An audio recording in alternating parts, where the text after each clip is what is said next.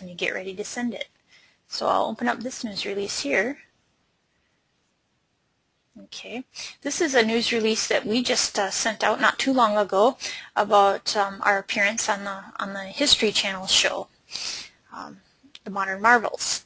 So what you see up at the top, you always want to make sure you have your company logo right up at the top, and you want to make sure that you say, hey, this is a news release. And then if you're ready to send it out, you can do for immediate release.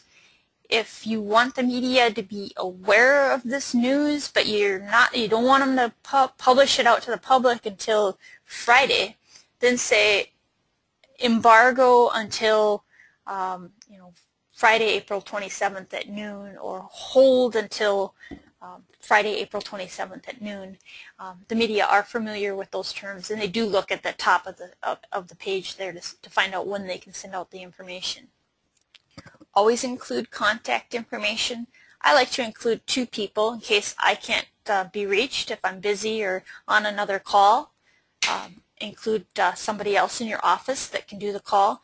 Make sure you have your phone number, your email address.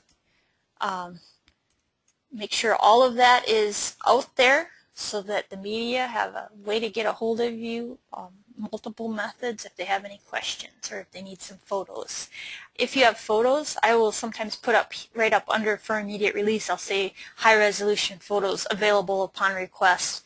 A lot of times if I have photos, I'll send out the low resolution file attachments so I don't fill up the reporter's email inbox with a bunch of huge files. That way they can request the photos if they want them, and then I know if they're covering us, and I know who's interested in the story. This is your headline here. Your headline should be about 20-25 words, very basic, telling them what this story is all about, what this news release is all about. Do make sure that your keywords are included in your headline, and your company name should be in there as well. And mix up the keyword, because Waterjet is sometimes spelled 2 words. I've seen it spelled Waterjet 2 words, Waterjet 1 word, and there's a lot of different varieties of keywords that people are using when they're looking for Waterjet cutting services, Waterjet cutting machines, Waterjet cutting, water cutting. Just it goes on and on. You may want to sit down and kind of come up with a list of keywords, figure out where you're weak, where you're not ranking as high as you'd like, and then use those in your story. I'll mix it up a bit. Sometimes I'll spell it 1 word, sometimes I'll spell it 2. And then the next component of the news release, you've heard of this term before, is your dateline. That simply just tells them where the news release is coming from and when it's being sent. So if they get into an old file somehow, they know, oh, that was a release from 2 years ago. That's not news anymore. But they know, hey, this just came out, so it's still newsworthy. And then your lead paragraph is the most important part of your news release. The lead paragraph, it should be able to stand on its own. If I was to cut out all the other paragraphs and information in there, the lead paragraph should be able to tell me, cut to the chase, the gist of this story. And it should answer the most basic journalism questions. Who, what, where, why, when, and how. So who, what, where, why, when, and how. Usually it's a 1-sentence lead paragraph, but you can, sometimes like this one, I needed 3 sentences to get the point across. But it should be short, to the point, cut to the chase, don't ramble, don't use a lot of adjectives saying how wonderful you are. Just keep it very simple. It's not an advertisement, it's a news release. Down at the bottom, again, this is just filling in the content, going into a little bit more detail to support that first paragraph. Some more details down here. And then, of course, you're always going to want to include your contact information, how people can get a hold of you. What's your Twitter feed? What's your web address? What's your sales email address? I wouldn't include your personal email address so you can avoid spammers. But, yeah, you want to include an email address for your company. And a Twitter feed is always very helpful as well. And then at the bottom, you've probably heard of the phrase boilerplate. A boilerplate is simply a short, to-the-point description of who your company is, when you started, what industries you serve, what you do. The most important things, the most important messages that you want to get across to your potential clients. 1, 2, 3 sentences, very short, very concise. This is a phrase, a sentence that every company should have.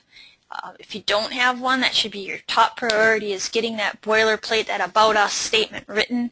It should be out on your website, it should be in all of your news releases, and it should be easily available. And it's something that you're definitely going to run up the chain of command and make sure that that you have approval and that everyone is okay with this statement, because it's probably the most important statement about what your business is all about. That also should be on your website. We'll do another webinar in the future in your meta tags and in your page information and your HTML code for your website. But we'll get into that in another webinar as well.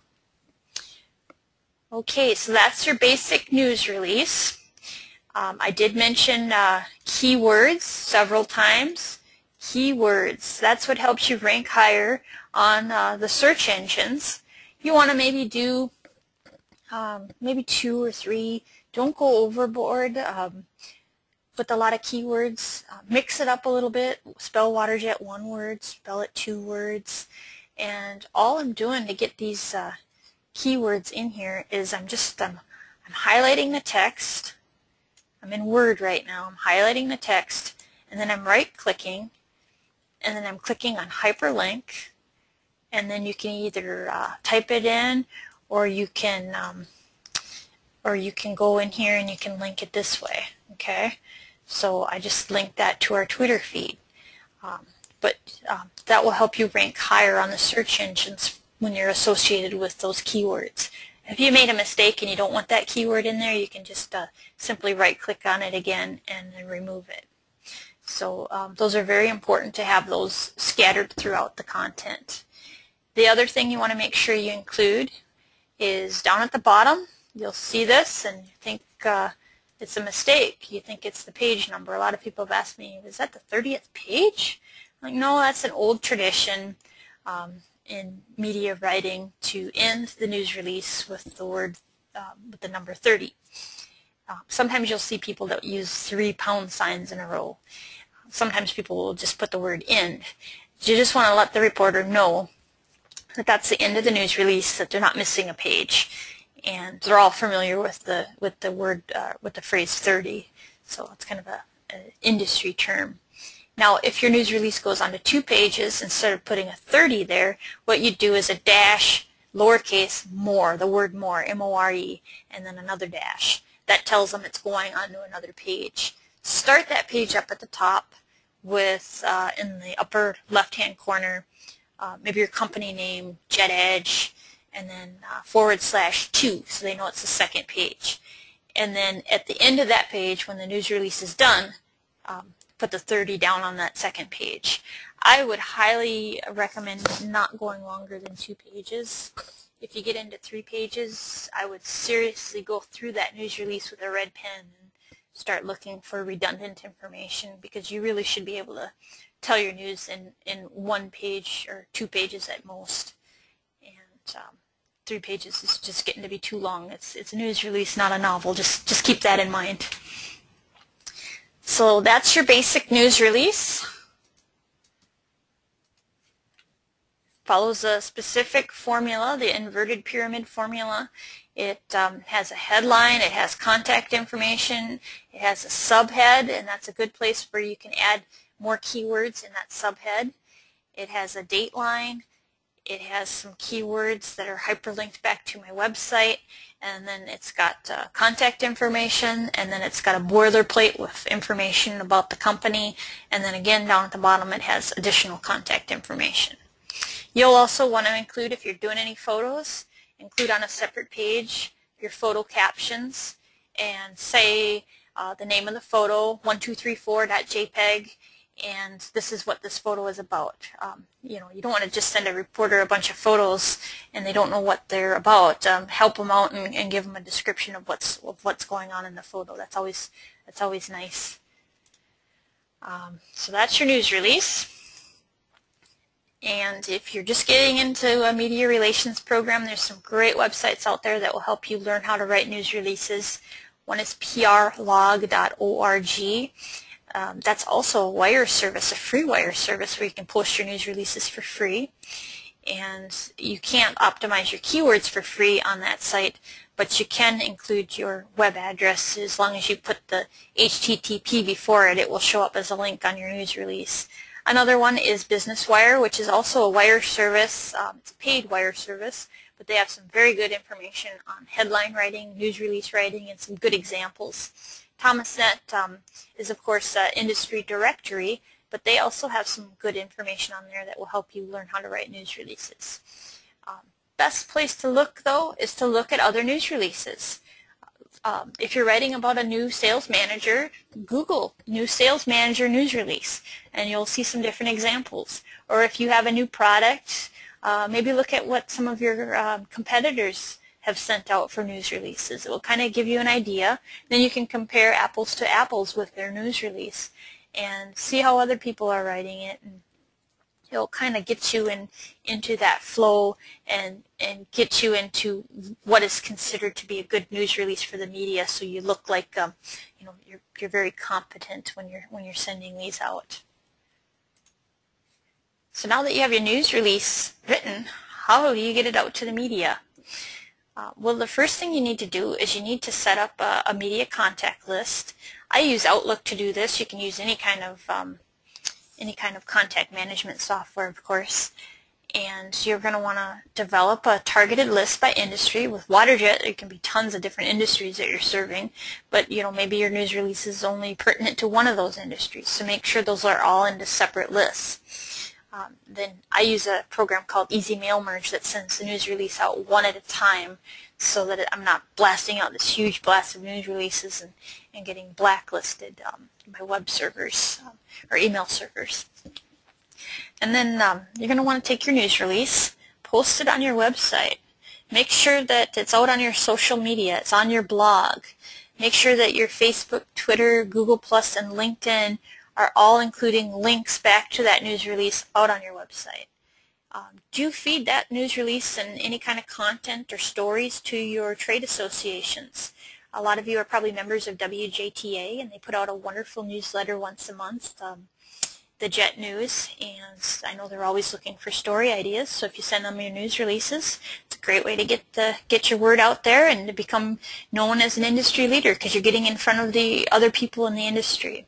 Another thing is to make sure that you're active in industry forums.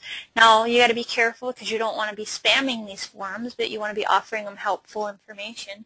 So when you have a news release that's helpful to them, you may want to put it out on that forum. Some that I use are CNC Zone, and then there's the Waterjet Users group out on Yahoo, and there's another Waterjet group out on LinkedIn as well. Then you can send it out on wire services, which is a quick and easy way to get your news release out to media. There's some really good paid services out there, and there's also some free services out there. Just Google wire services or news wire services and you can find some. Paid services that I've had good luck with have been Business Wire, PR News Wire is good, and PR Web through Vocus is another good service that I've used in the past. I've had good luck with all three of them. And I'm sure there's others out there that are wonderful as well. And there's some good free ones out there as well. PR Log is a nice one. It gets out there right away, and it's always on Google News when you put your news release out there.